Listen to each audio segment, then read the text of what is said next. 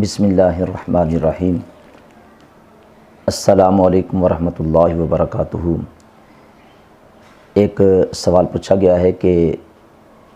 عاشوراء کے روزے کی فضیلت کیا ہے، وہ ہمیں بتا دیں، اور یہ بھی بتا دیں کہ کیا 10 محرم کا اکیلا روزہ رکھنا ہے یا اس کے ساتھ 9 کا یا 11 کا بھی ساتھ ملانا ہے، یہ بھی بتا دیں۔ اور یہ بھی پوچھا گیا ہے کہ کیا ہم عاشوراء کا روزہ جو رکھتے ہیں اس میں قضاء روزے کی نیت کر سکتے ہیں کہ نہیں۔ ویڈیو کو مکمل دیکھیں، انشاءاللہ میں ڈیٹیل کے ساتھ یہ بات آپ کے سامنے پیش کروں گا۔ عاشوراء کے روزے کی فضیلت کے حوالے سے نبی پاک صلی اللہ علیہ وسلم کا فرمان عالیشان ہے کہ ماہ رمضان المبارک کے بعد سب سے زیادہ فضیلت والے جو روزے ہیں وہ ماہ محرم الحرام کے روزے ہیں، اور پھر ان میں اللہ کے پیارے رسول نے فرمایا کہ جو عاشوراء کا یعنی 10 محرم کا روزہ ہے، اس کے حوالے سے نبی پاک صلی اللہ علیہ وسلم نے فرمایا کہ یہ پچھلے 1 سال کے گناہوں کو جو ہے وہ دھو ڈالتا ہے، ان کے لیے یہ کافی، یعنی پچھلے 1 سال کے گناہ بندے کے معاف ہو جاتے ہیں۔ اب یہ ایک روزہ رکھنا ہے یا اس کے ساتھ روزہ ملانا ہے، تو جب نبی پاک صلی اللہ علیہ وسلم ہجرت کر کے مکہ المکرمہ سے مدینہ المنورہ میں پہنچے تو وہاں جو یہود تھے وہ یوم عاشور کا یعنی 10 محرم کا روزہ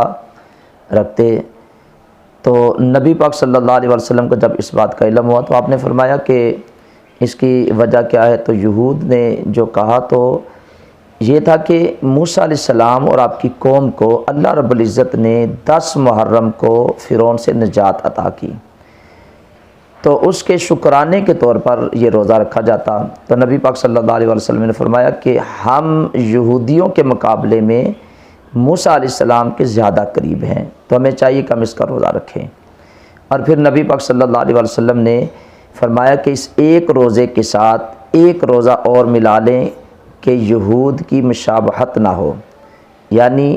9 اور 10 کا رکھیں یا 10 کے ساتھ 11 کا ساتھ ملا لیں۔ تو 9، 10 یا 10، 11 کا روزہ رکھنا یہ نبی پاک صلی اللہ علیہ وسلم کی سنت مبارکہ سے یہ بھی ثابت ہے۔ اور پھر اس روزے میں قضاء کی نیت کر سکتے ہیں کہ نہیں، تو علماء نے لکھا ہے کہ جو فضیلت والے روزے ہیں نا، جیسے عاشوراء کا روزہ ہے، 9 ذی الحجہ کا روزہ ہے، جو ایسے فضیلت والے روزے ہیں اس میں قضاء کی آپ نیت نہیں کر سکتے۔ قضاء روزہ آپ بعد میں رکھیں، اگر آپ قضاء روزے کی نیت کریں گے تو پھر آپ کو قضاء کا ثواب ملے گا، اور جو اس روزے کی فضیلت ہے آپ اس روزے کی فضیلت سے محروم رہ جائیں گے۔ تو اس لیے علماء نے لکھا ہے کہ آپ یہ فضیلت والے جو روزے ہیں تو ان میں انہی روزوں کی آپ نیت کریں، یعنی عاشوراء کے دن کا روزہ جو آپ رکھتے ہیں تو اس میں عاشوراء کے روزے کی نیت کریں۔ 9 ذی الحجہ کا روزہ رکھتے ہیں